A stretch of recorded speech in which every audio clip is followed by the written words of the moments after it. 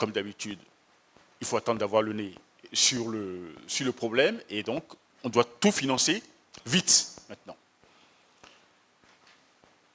Alors, je vous passe le détail des programmes de promotion de logements sociaux que nous avons dans l'UEMOA. Le ministre de la Côte d'Ivoire a rappelé tout à l'heure que c'est 150 000 logements en 5 ans. Le Sénégal, c'est 16 000 logements par an. Le Bénin, c'est 20 000 logements, dont 12 000 viennent d'être mis en chantier. Le Togo, c'est 20 000 logements en 5 ans, etc. Donc, la question à traiter sur le fond, c'est comment nous devons faire pour améliorer la contribution du secteur bancaire et financier au financement de l'habitat, à commencer par ces programmes-ci. Comment est-ce que pour renforcer la capacité du secteur à apporter des ressources suffisantes en quantité et en qualité pour le financement de la demande, mais aussi de l'offre de logement dans l'UEMOA, dans la sécurité et la stabilité, et sans éviction des besoins alternatifs d'investissement à long terme, notamment dans les infrastructures.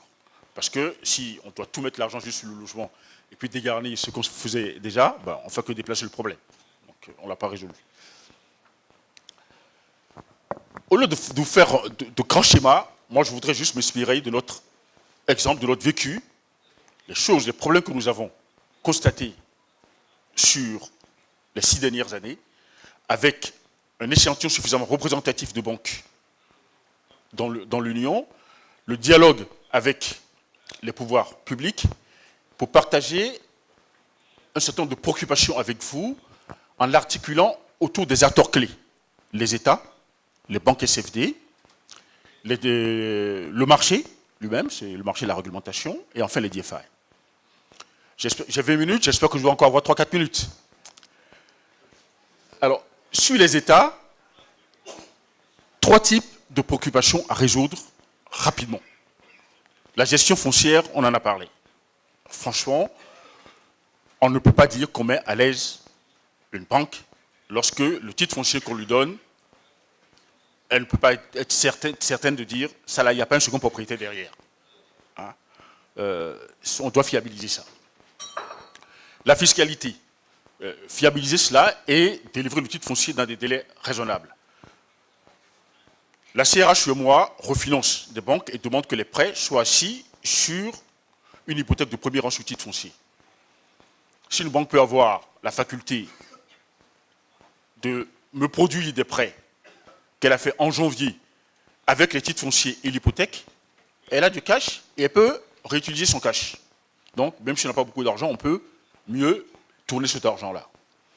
La fiscalité, tous les pays se figurent que on peut se faire beaucoup d'argent sur la fiscalité foncière. Et malheureusement, plus le taux est élevé, moins on sait ce qu'il y a à taxer, tout simplement. Donc, franchement, il faut que cette fiscalité-là devienne plus accommodante, que ce soit sur les droits d'enregistrement, les successions et diverses formalités, y compris le nantissement. Alors, 2 petites remarques. D'abord, alléger la fiscalité, prendre cela en charge sur le budget de l'État, c'est possible. La bonne information que nous avons eue le 20 septembre dernier avec le ministre des Finances du Bénin, c'est que, nonobstant un coût immédiat de 20 milliards de francs sur le budget, rien que sur la partie que le pays pouvait connaître sur l'enregistrement de la fiscalité foncière, ils ont décidé de renoncer à ça. 0 franc. Je ne dis pas que tout le monde doit faire du 0 franc, mais au moins si on peut ramener ça à 2%, 1%, ça peut être utile. Donc, c'est possible. Quand ce n'est pas fait, quelle est la conséquence? Illustration. Nous avons des ressources concessionnelles que nous donnons aux banques pour financer l'habitat. Ma grande surprise cette année, c'est que nous avons consenti 1 milliard de francs à une banque actionnaire dans un pays de l'Union qui, un mois après, m'a appelé, M. Agossa, franchement, si je dois prendre l'argent à 4% et reprêter à 6%, en nantissant le portefeuille à votre profit, je préfère y renoncer. Parce que le nantissant va me coûter 1 point. Il me reste 1 point pour... Nous pouvons mettre l'argent à disposition, mais il y a des facteurs fiscaux qui empêchent les banques de consommer. Donc, franchement, il faut que cela puisse être traité. Et enfin, pour les États, ce point critique, rechercher les meilleures façons de promouvoir le financement de l'habitat. c'est bien d'avoir les grands programmes. Mais, on en parlait tout à l'heure, si l'État prend l'engagement de faire les VRD, afin que les gens construisent, et qu'on fait 600, 800 maisons, avant que les VRD ne soient faites, vous ne placez rien. Vos maisons sont sûres, vous avez vos maisons sur les bras. Si l'État dit, moi je passe commande chaque année de 10 000, 20 000 logements, et je vous garantis que je rachète tout, les logements qui sont produits, l'État a des contraintes budgétaires. On produit les logements, l'État ne peut pas les racheter. Quand les banques ne sont pas au rendez-vous, au cycle suivant, on va dire les banques sont attentistes, etc. Mais aucune banque ne peut immobiliser l'argent sans... Donc, il faut que les programmes soient soutenables. Oui, pour des programmes de promotion de logements sociaux qui soient des programmes ambitieux, mais mesurés, soutenables, pour que les autres partenaires puissent avoir leur place et se sentir confortables. Là-dessus, je le rappelle, la composante numéro 3 peut y aider. Pour les banques SFD, vous voyez, on a mis autres, parce qu'on souhaite également qu'il y ait d'autres dans le système. Aujourd'hui, on ne voit vraiment que les banques et les SFD. La question, le problème principal à se poser, est-ce que le financement du logement doit être une ligne de rentabilité comme toutes les autres? En réalité, non. Parce que le logement permet de fixer un client à qui vous vendez tous les produits que vous voulez pendant 15 ans, 20 ans. C'est une approche qu'il faut privilégier et pas rechercher forcément les taux les plus élevés. Rester sur la clientèle la plus attractive, mais aller vers la clientèle de populations à revenus modestes et ou réguliers, qui sont aussi un marché qui permet un marché accessible au prêt à l'habitat que l'on peut stabiliser. Pour cela, il faut une nouvelle politique commerciale, une meilleure gestion des risques, le concours de la technologie aussi. Pour les SFD qui s'essayent de vouloir faire des prêts au logement avec la catastrophe au bout, ben, il n'y a pas de misère. Oui, j'ai consommé mon temps. Je vais demander 3 minutes et puis je vais finir. Pour les SFD, il faut savoir que la professionnalisation permet d'avoir accès à des ressources auprès de nous. Donc, c'est bénéfique. Il faut faire cet effort-là. Nous, on est prêts à accompagner. Et je rappelle la facilité que nous offrons dans le cadre du projet Banque mondiale, notamment sur le produit de garantie financière. Les marchés et la réglementation, il faut de l'actualisation. Nous avons une réglementation qui a été produite il y a un certain temps. Sur la titrerie comme sur les autres produits de marché, les choses ont évolué. Il faut qu'on puisse s'adapter pour permettre à ce produit de se développer, de s'épanouir, parce qu'il permet de financer beaucoup de choses. Donc, vraiment, c'est une nécessité. L'introduction des obligations sécurisées, mais aussi des organismes de placement collectif en immobilier, qui élargissent le marché, offrent, à côté des autres classes d'actifs, la possibilité de placer en un support papier, très simplement. Et enfin, la tarification des opérations de marché. Dans l'UMOA, nous avons un marché financier qui est encore cher. Les coûts d'accès au marché sont très chers, si on compare aux autres pays de l'Union. Enfin, les partenaires au développement. Je ne dirais pas qu'il ne faut rien. Hein. Je vous ai présenté le programme Banque mondiale UMOA. Ce sont des partenaires privilégiés pour nous. Mais nous avons besoin qu'ils nous accompagnent davantage. Parce que les ressources concessionnelles, lorsque nous pouvons les offrir, nous constatons, et tout le projet Banque mondiale UMOA est bâti sur cela, que c'est un levier puissant de réforme et d'accélération de l'introduction des innovations dans le secteur financier. Donc nous avons besoin de ces ressources concessionnelles avec un mécanisme, le nôtre, qui permet de s'assurer que l'argent va vraiment à ceux qui en ont besoin. Donc je crois que ça c'est important. Et enfin, les DFI sont ceux qui sont le mieux placés pour promouvoir des solutions de financement complexes et novatrices. Ici, je parle précisément des programmes d'habitat social en PPP. Je vais conclure. Et enfin, la promotion de la titrisation. Voilà. Alors, M. Naïtambi est parti. Donc il aurait été un bon partenaire pour discuter du sujet. Je conclue donc, vous voyez. Merci. Alors, Ce que je vais juste dire, c'est que nous avons pu proposer un modèle qui fonctionne, qui est efficace dans l'allocation des ressources et que nous avons besoin du concours de tout le monde pour changer d'échelle, que les points clés que j'ai partagés avec vous sont des points clés d'urgence, nés de l'expérience, et que dans les pays de l'UEMOA, ce sont des points clés à traiter dans les 2 prochaines années. Si nous voulons réellement changer la configuration du financement de l'habitat dans l'UEMOA, de sorte à pouvoir apporter des ressources de qualité en volume suffisant pour le financement de l'offre et de la demande, réellement, ce sont les points que je vous ai proposés qui me paraissent les plus prioritaires qu'il faut traiter. Voilà, je crois que nous pouvons nous séparer sur ceci et dire que la semaine prochaine, nous vous attendons, parce que, étant le dernier maillon de cette innovation, nous souhaitons que vous nous accompagniez et que ces emprunts vous seront offerts à 12 ans, à 15 ans, à des taux compétitifs de 5,95% net de tout impôt et taxes sur 12 ans, 6,05% net de tout impôt et taxes sur 15 ans, et que, en donnant de l'argent à 12 ans et 15 ans aux banques, elles font des prêts au moins à 15 ans, 20 ans, et que c'est la meilleure façon de faciliter l'accès à la propriété dans l'Union et accroître la contribution du secteur à la promotion de l'habitat. Je vous remercie.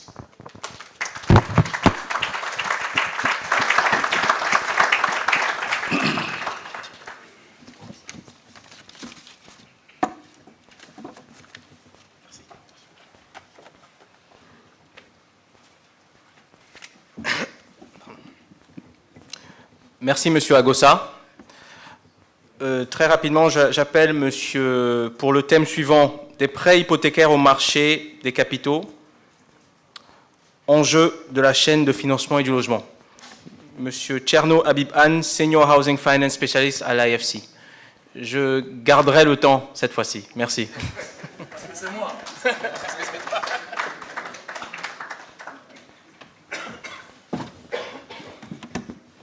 Bonjour.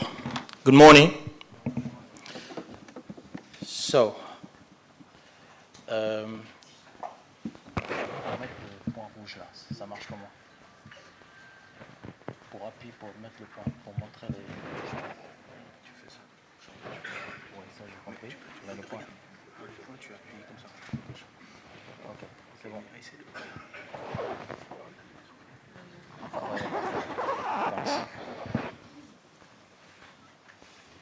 Okay. So right there. Okay, so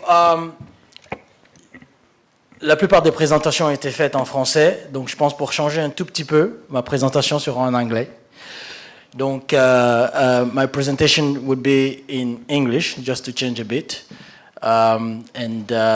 Most of the day would also be in English to make it easier for some of our international, outside of Francophone Africa participants. So today I'm happy to be here and present, and first of all, thank the African Union for Housing Finance and all our partners in this conference. We are very proud that Francophone Africa has been chosen this time as actually it's the first time we're having this conference in Francophone Africa, so thank you very much to AUHF and to everybody here.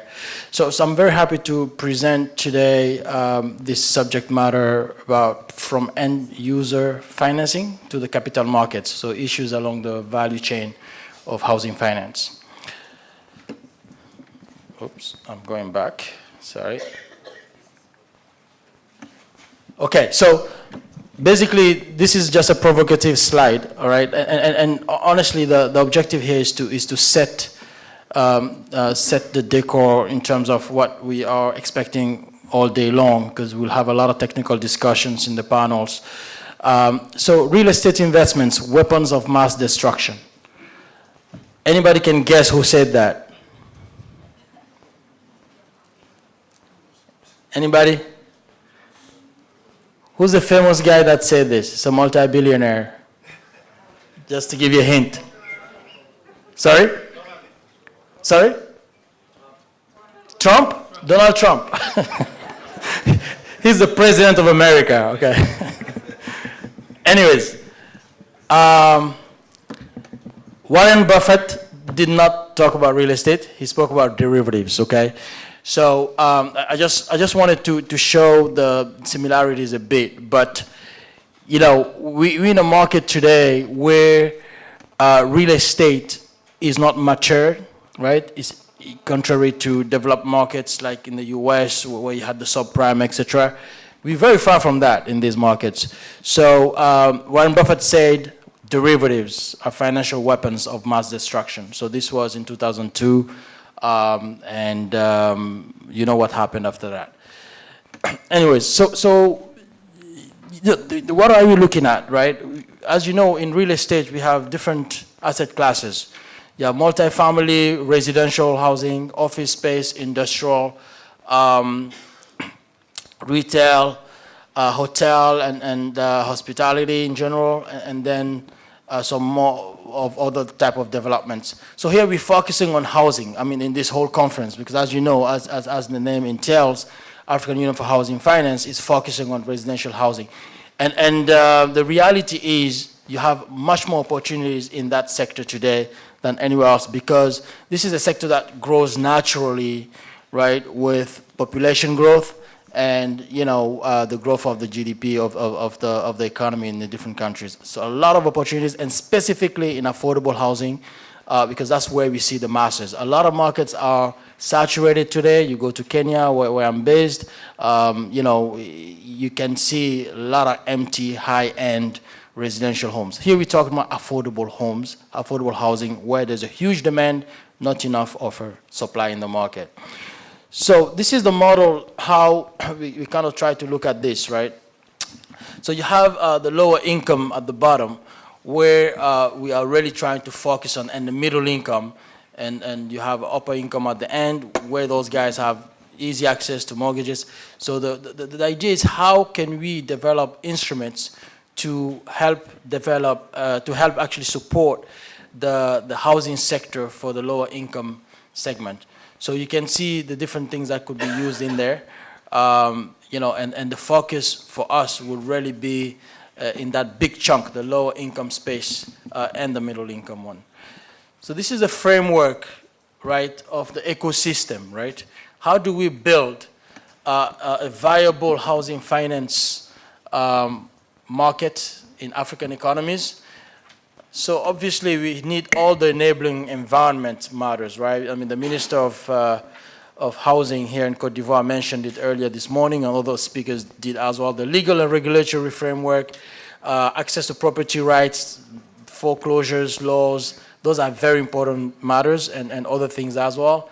And also construction sector, the whole value chain, right? The role of governments and policies, the whole macroeconomic stability. The one thing really that I keep repeating in all meetings in this region is that this region is very, very fortunate to have, I would say, a very positive macroeconomic environment that's actually conducive to housing investments. We have a lot of friends here from Southern Africa, East Africa.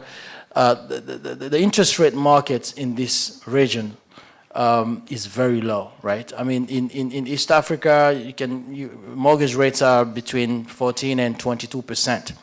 Here, you're talking about less than 10%, okay? So just to put things in perspective. So a lot of things could be done in this market thanks to macroeconomic environment, stability of currency, etc. And then, obviously, financial sector development. So this is where we're going to focus on this presentation, developing primary lenders, capital markets, pension funds to develop capital markets, basically, in terms of, buying long-term assets and obligations. So this is the value chain of the whole housing sector, not just housing finance, right? To put things in perspective. So you have the government role on the first piece, all the one on the left, which is basically city planning and building regulations. Access to land, very critical. You will see on the site visit, which I'm going to make a publicity for right now, on Thursday, actually, you will see that actually access to land is critical, because the site you'll visit, you will see how the government provided that land, and it's huge. It's a huge opportunity with 29 developers, 34,000 units that are planned, over 400 hectares in the Songon area that we're going to visit on Thursday. So access to land is critical. And then infrastructure and services. And then you will see some of the issues on that location, right? Is the government promised to provide infrastructure and basic infrastructure, and you have a lot of issues on that. A lot of it have been done in the past few couple of years, I would say, but you still have limitations. And if that's not done, houses will be built, but nobody will move in them. You will see that on Wednesday. Construction and building materials sector, very important to make the construction cost lower with technology, etc. Blended finance, DFIs, all of us need to be part of this.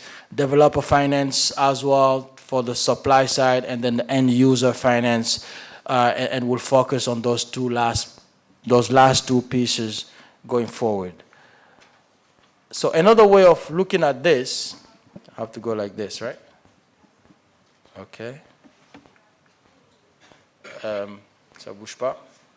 Okay. So another way of looking at it is from a supply side perspective and then the demand side, right, on the right. So the supply side, obviously you have access to land infrastructure where the government development partners and private sector can be involved.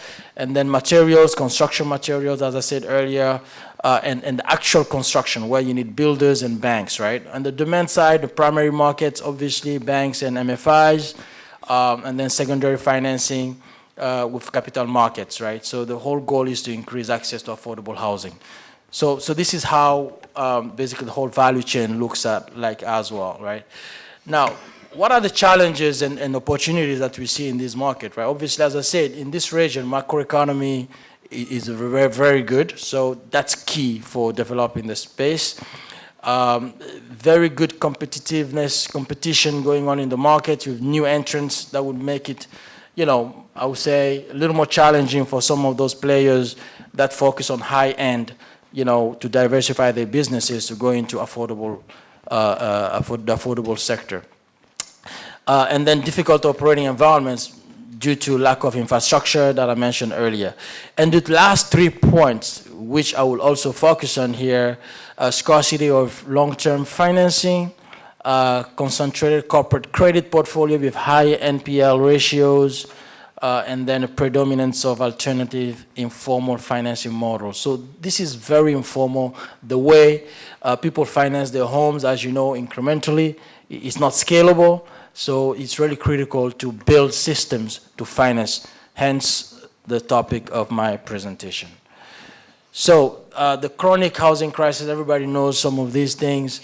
As you know, growing slum population, 62%, as you know, in our region. Most of the land is not registered, 70% of it is not in our continent. Very low income, so affordability is an issue. And then all the way to the right, you have the opportunities there, growing middle class, which is doubling. The fact that a lot of people don't have access to financing for for housing purposes, that also gives opportunity to grow that, right? And more than half of wealth, tangible wealth, is held into real estate assets, mostly housing, right? And then some of the other challenges, the cost of construction, you know, which was mentioned earlier by Aliou, $700 in this region, at least, while, you know, in other parts of the world, like India, you can have construction costs of like $300, $350 per square meter, which allows you to build cheaply and at scale, right? Rapid urbanization. Now, the biggest impact for all of our economy is really the jobs creation, right? It's known that five jobs are created for every single housing unit built. So that's something that would have a very much development effect in the economy. So this is like the size of the markets for real estate in general, $3.6 trillion around the world. And for green, you know, green buildings, you have a market of about 1 trillion, and you can see the piece for Africa there. This is a global, basically globally, we see the opportunities beyond Africa because we're working in several other markets. And this is ready to be conservative, right? I mean, with average prices that we see in the space, you have a market of about 600 to 700 billion dollars with the 35 million units deficit that's known around the world. Now, coming back to our world here in the region, right, looking at some of the largest economies, right, in sub-Saharan Africa, actually, and this is a very conservative calculation we did, and we come up with this staggering number of $60 billion just for affordable housing. Again, right? This is really affordable housing. It's not even like talking about, you know, middle income to high income housing. Affordable housing, we see those immediate opportunities that are available today, not tomorrow. This is really today, right? So you can see some of the countries there. Cote d'Ivoire, at least $9 billion waiting today to be invested in the space. So, but we need to remove constraints to make all of this happen, right? So we need to develop the mortgage market, you know, provide regulations on the capital requirements, asset liability management, risk management for banks, get more MFIs involved, microfinance institutions, mortgage refinancing companies. You have a very good representation here in the room, TMRC and MRC from Nigeria, Tanzania, and CRH for the whole WAMU region. Very well represented. And this is part of our IFC strategy also to help grow mortgage refinancing companies like we did in other regions. Guarantee schemes for the informal sector, like the Fogarim model in Morocco, which has been very successful to really encourage banks to get into that space, right? Because you have huge opportunities. At the same time, it's not necessarily the riskiest segment of the population. Because the last thing those people want to lose is their home, right? So regional bond issuance to build the yield curve. CRH is a very successful model that we're very proud of and that we're supporting as well. And we want to replicate this and allow others to do the same. Secondary markets, which is really, you know, which will follow the market developments, right? Doing mortgage-backed securities, but we can start with simple things like covered bonds, which I'll get into more details soon. So yeah, this is basically the strategy to expand access to housing finance. You know, as I said, mortgage markets, microfinance institutions, capital markets with different solutions in there, and other solutions that we can look at. But all of this requires government involvement, right? Okay, so just focusing on the housing finance value chain, right? So we forget a bit about, you know, actually supply is part of this, right, somehow, but we're just focusing on the financing piece, right? So assuming that the enabling environment matters have been resolved, government is doing their part. So these are the things that we, private sector, need to focus on, right? So developer finance, how do we make that more efficient? And then try to find alternative ways of financing the supply, right? Which are all the elements that are on top of the arrow, right? So you have developer finance, and then we can build structures around project bonds, green bonds to finance, you know, green buildings and homes. And then you have a little more sophisticated down the road, D-REITs, which are development REITs, real estate investment trust. Maybe I might want to have to translate that. It's a technical word. In French, ce sont les OPCI. So, c'est des organismes de placement collectif immobilier, c'est ça? Right, exactly. And we have an expert in the room today, Olivier Hassler. Is coming straight from Paris, who's going to be also part of the panel, I think, this afternoon or tomorrow. So, and then you have I-REITs. I mean, D-REITs are focusing more on the development side, right? So you basically build this instrument to finance the construction of the real estate, right? So that could be housing real estate. And then you have the income REITs, which is the I-REITs, right? Which is based on revenues that are from the rental units, right? So you have a piece of assets that's providing income, rental income.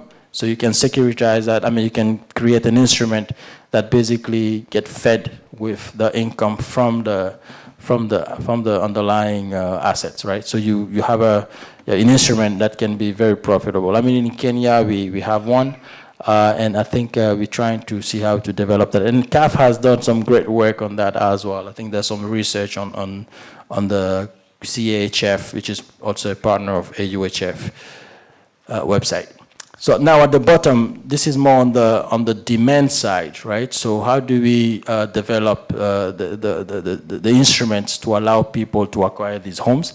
So you have mortgages, we need to develop micro-housing loans to get really to the bottom of the pyramid. Rent-to-own schemes are also things we can do.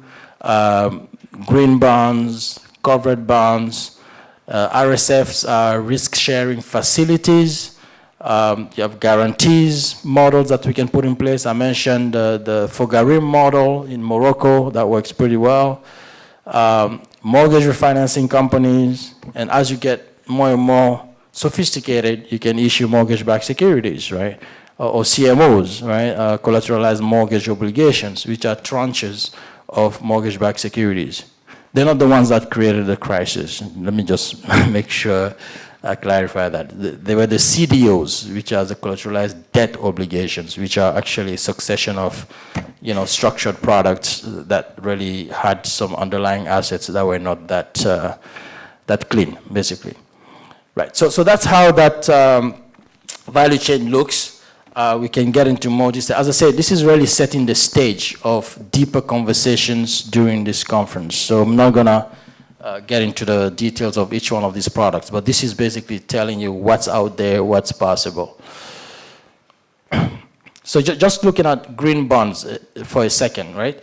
I mean, there's huge opportunities for green bonds, right? In the past few years, couple of years, I would say, green bonds issuances have doubled from $40 billion to $80 billion since the Paris Climate Summit, where you had a lot of institutions, private sector, governments like China, that committed really to get into the space, right, for climate and stuff, right? So green bonds that have been issued are just growing, right? $80 billion, can you imagine? And actually growing even more now. We're looking at this in Kenya. There's a huge initiative, and I appreciate the presence of Johnson as well, representing KMRC from Kenya in the room. So it's an initiative that we are working on also in the region. So this is just to tell you, what kind of investors get into green bond issuances.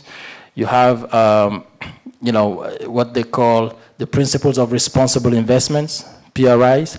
So these guys today, the size of the market is about $60 trillion. They're sitting on funds, right, that go into investing into the space. So you have $60 trillion looking for investment in the green space, right? So housing could be a great opportunity for this kind of investment.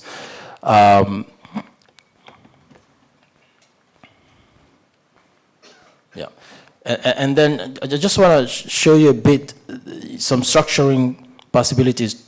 All of this, again, is to say, what are the best instruments to allow us to get funding and financing for the scheme? So this is an interesting integrated model, right? The employee housing scheme, where the employer, right, is helping, because at the end of the day, when you talk about mortgages, it's mostly people that have jobs, etc., right? So you can help tackle the issue from different angles. So this is one of them, right? So working with an employer to build a scheme to provide funding for its employees to get access to decent homes, which has a very good positive benefit for employees' morale, etc., etc. But basically, the bank and the employer can work together, where the employer provide some risk-sharing facility to guarantee the risk of the employees not paying, and the payroll will be domiciled as well at the bank. So that reduces the risk on the bank, and the bank will be comfortable to lend to these guys, right? And then, we can also provide technical support in helping these kind of structures. And then you have the risk share facility, right? Where you have, basically banks are trying to reduce their risk. So you have a pool of assets from the bank side. that could be basically guaranteed by IFC, right? So the first loss is borne by the client because the client knows its portfolio best, and then any further loss is shared pari passu between IFC and the lender, right? So the bank. So this helps really de-risk. It has a lot of advantages. So these are the sort of instruments across the whole value chain that we do provide, and I think this is also offered by a lot of other partners in the industry. You can go through them from very simple vanilla debt, equity, risk-sharing facilities to more complex structured products like mortgage-backed securities, covered bonds. So some of the examples of what we've done, some success stories here across this value chain in Afghanistan, Morocco, India, Albania. So in Afghanistan, we supported some institutions to actually provide loans to the lowest income segments of the population. And those guys don't have mortgages. I mean, they don't have title deeds. So what we did was we helped the institution actually set up alternative sort of collateral, right? Personal guarantors, household assets, other than titles, right? And sometimes if you have title deeds, then you get a title deed, right? So the facilities we provided helped on, construction, advisory, and seasonal repayment facilities for rural clients, right? For Garim, this is really a good model to look at, and I think it would be interesting to look at it from a sub-Saharan African perspective to see how you can guarantee basically mostly informal sector, the informal sector segment, right, to benefit from loans from the banks. So encouraging the banks to get into the space. It's a guarantee model, but what we realized in Fogarim in Morocco, it seems like it was more psychological for the banks to get into the space because people weren't actually paying. People were not defaulting on their loans, right? So Aadhaar, this is in India. We also supported Aadhaar. We provided them with financing. They're focusing on low income segment, and their return on investment have been really amazing. And the focus on customers earning $900 to $3,600 a year. So this is similar to what we're looking at in our region, right? So it is possible. It is possible. They've been very successful. Look at the return on equity, NPL levels, 0.5%, less than 1%. The growth, 184%. So it is possible. These people have been making money. They've been growing. Okay, so you need to develop more and more of those, right? And then energy efficiency, we also focus on that. We provided some funding linked to that with Albania because we get some subsidized bond funding for that.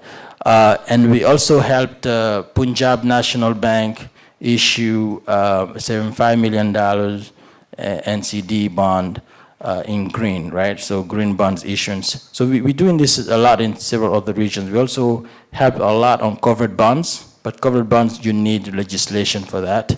And this slide shows a bit the difference between the covered bonds and securitization, where covered bonds basically, you don't move the underlying assets, you don't sell the assets off. What you do, you provide a loan and the guarantee is a pool of underlying assets that still stay on the balance sheet of the financial institution, right?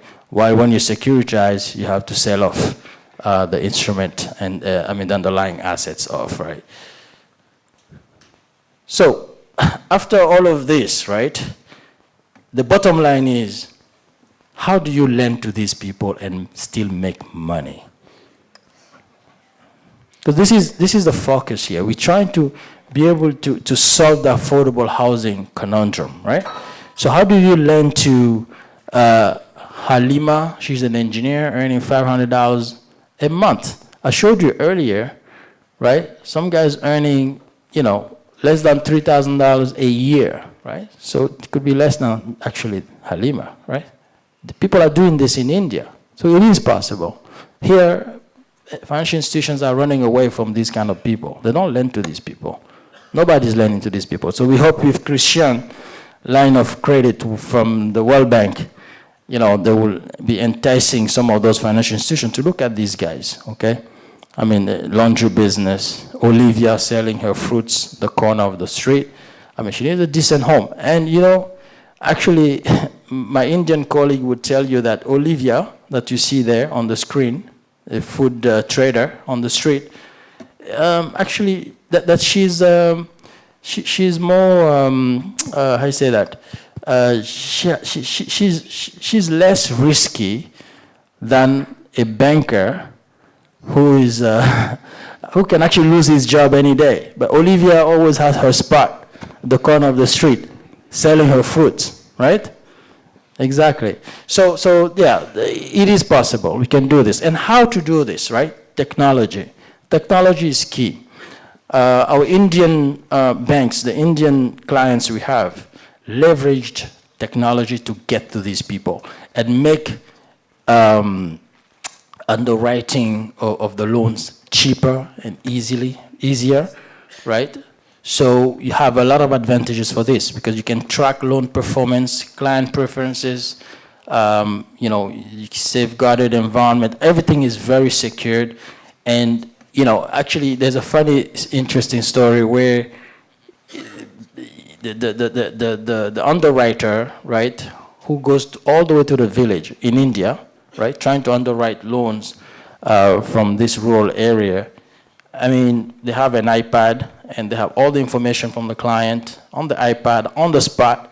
So in the next hour or so, the loan is approved from the headquarters or turned down right away, within 1 hour. And these guys could be like hundreds and hundreds of kilometers from the offices, right? They don't have to come back to the institution. So this is key. This is how the housing finance companies in India have been growing tremendously in the past 30 so years, and we've been with them. So what IFC does to support these kind of things, we have, you know, advisory products as well. We have a global mortgage toolkit to help on the traditional mortgage business, to, you know, help penetrate the market, you know, develop client relations, and then manage portfolio of loans with risk management, etc. And then for microfinance institutions or alternative lenders, we also have this microfinance toolkit for housing that our, you know, colleagues and experts also can help deploy for the FI. To do all of this, we cannot do it alone. We have a lot of partners from DFIs to banks in developing countries, real estate funds, developers, and others. So everybody's there. So in a nutshell, my conclusion, affordable housing in Africa is the future for investment. We can do well while doing good. And honestly, affordable housing is actually weapons of mass construction, not weapons of mass destruction. Thank you so much.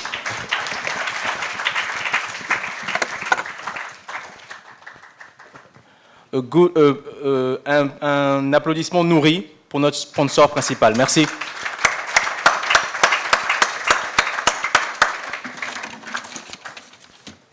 Hey, thank you. Je garde le temps. Il garde le temps. Merci. Si quelques millions devaient faire plus d'applaudissements, on vous aurait donné un peu plus encore. Thank you guys and thank you. Je parle au nom du chairman de Westbridge Mortgage REIT, qui est malheureusement absent, James Clayton. So he's the one who's supposed to be making this speech, and I'm the one doing it today, so you guys would have to forgive me if I don't look like I know what I'm talking about. Westbridge Mortgage REIT happens to be a Canadian lender. We've been doing, well, real estate financing for quite some time now, 18 to 20 years now.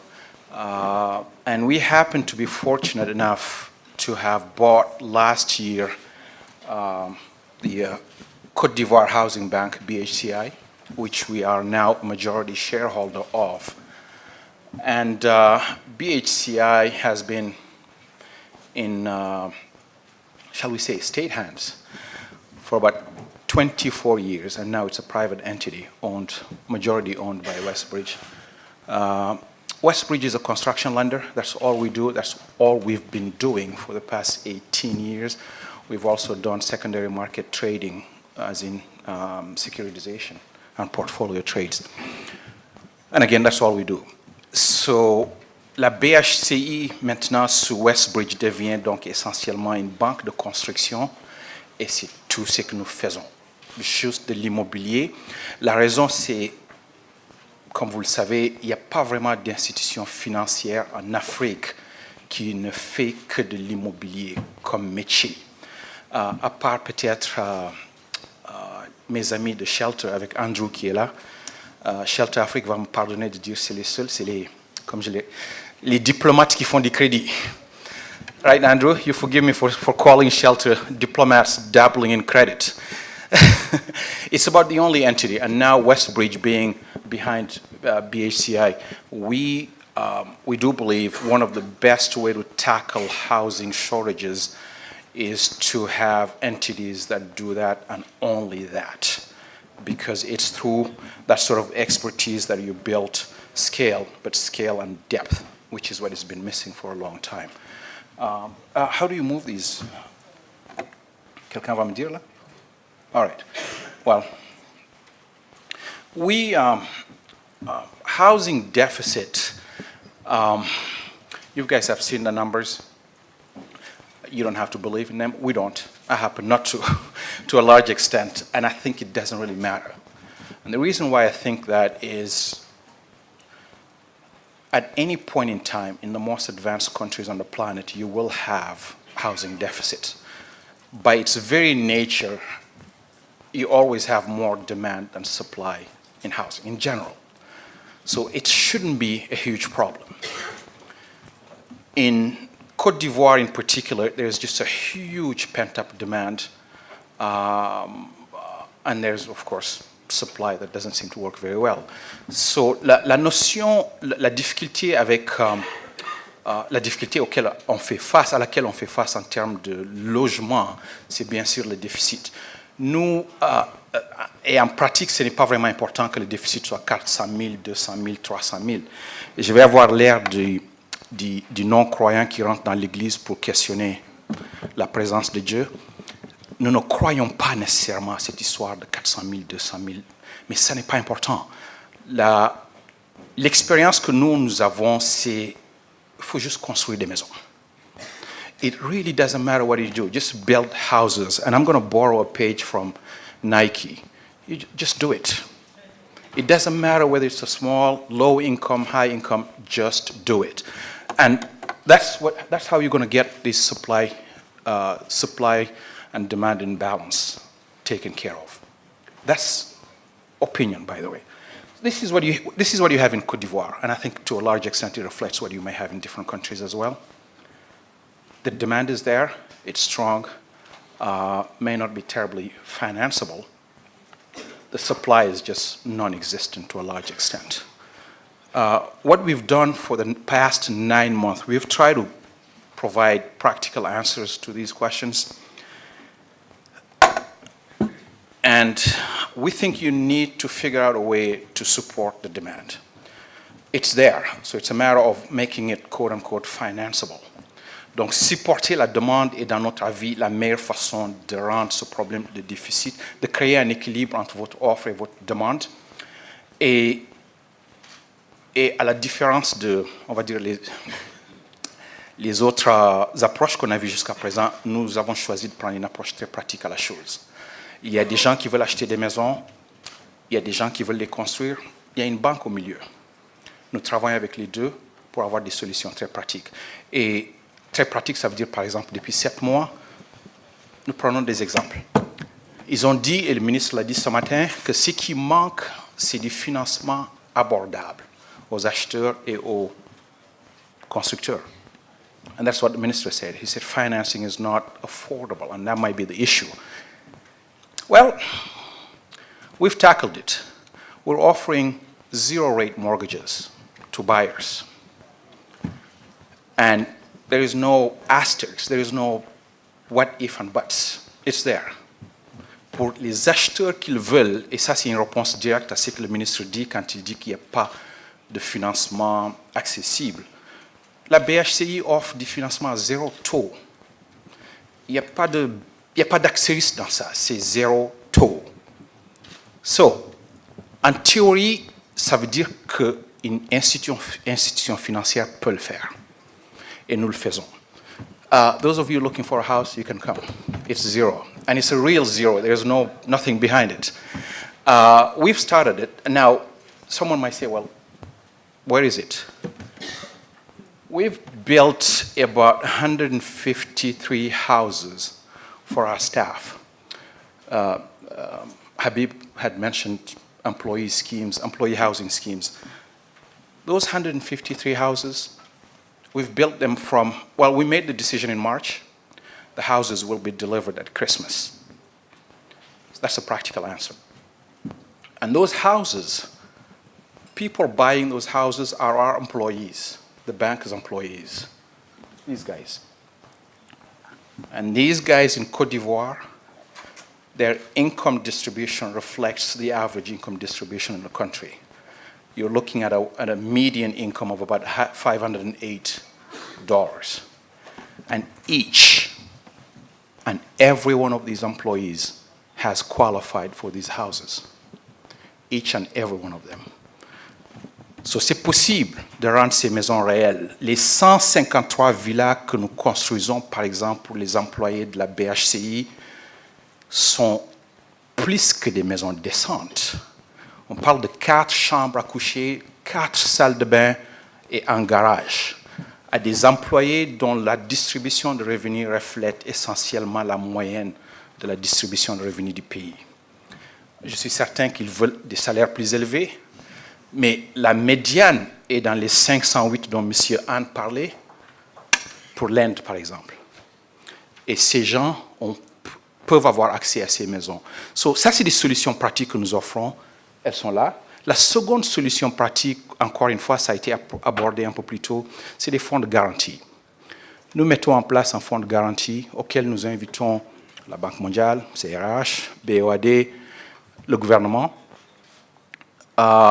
Yatana, c'est essentiellement un fonds de garantie qui permet d'offrir des maisons sans apport financier. Same thing again. The second leg to this demand support set of initiatives, we're offering a guarantee fund that we're setting up. And this is a fairly simple guarantee fund. We did not invent it. It's modeled after the US VA home loan program, which essentially provides what I call a phantom down payment of about 25% to every and each buyer coming in. This program has been around since 1944, and despite every sort of weird expectation, the default rate is lower than on most conventional programs. So it's doable. Rather than having a lot of conferences like this, I'd love for all of us to get together and do these things in practice.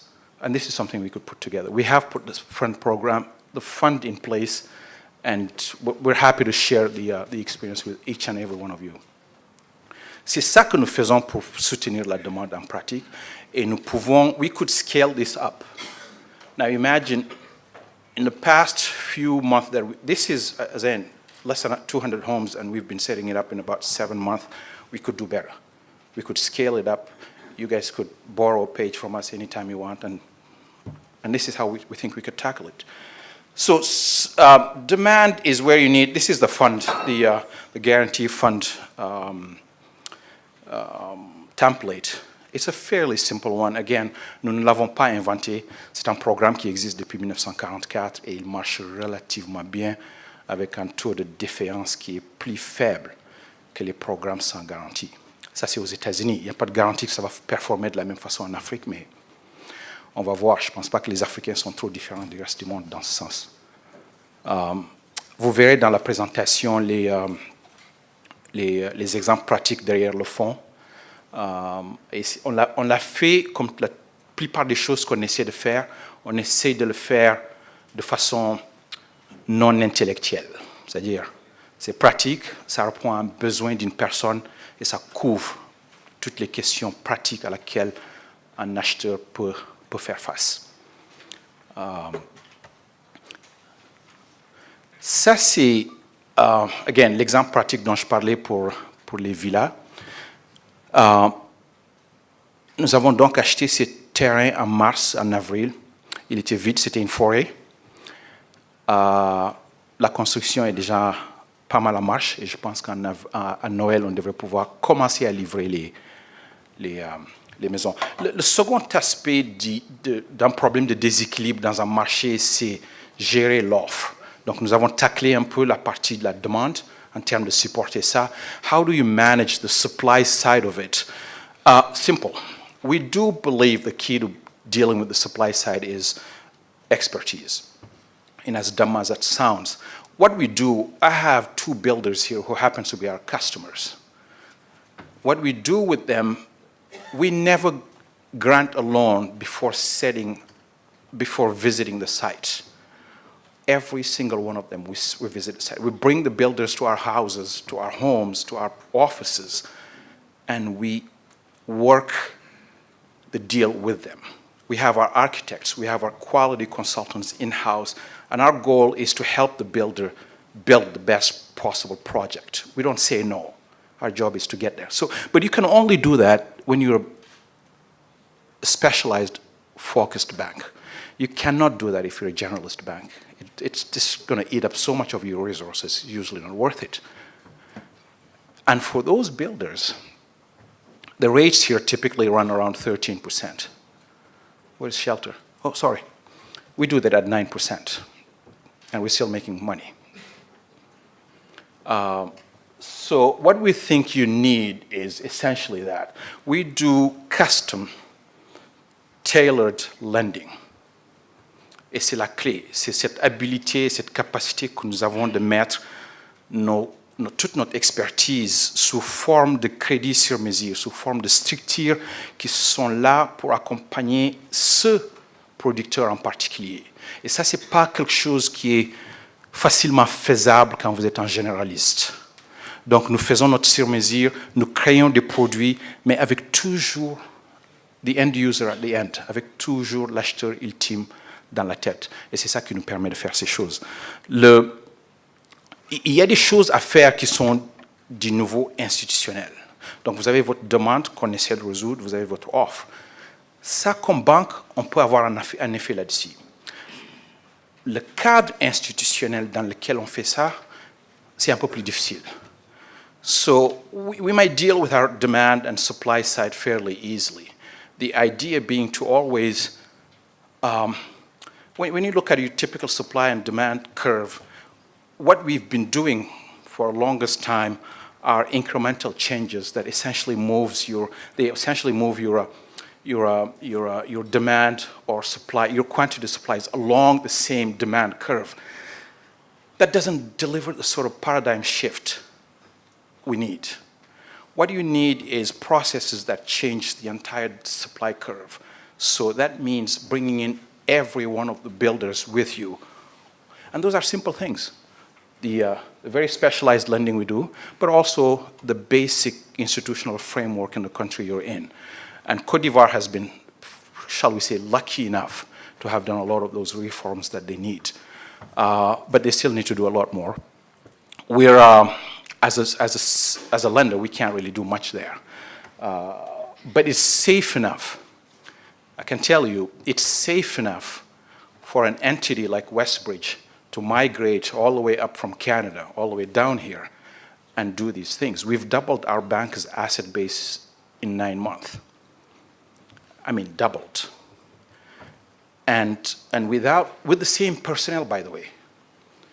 With the same personnel. We've grown, mais la majorité de ces changements, qui sont des changements relativement grands, dans l'offre et la demande de clients qu'on a, on les a fait avec les employés ivoiriens de la banque.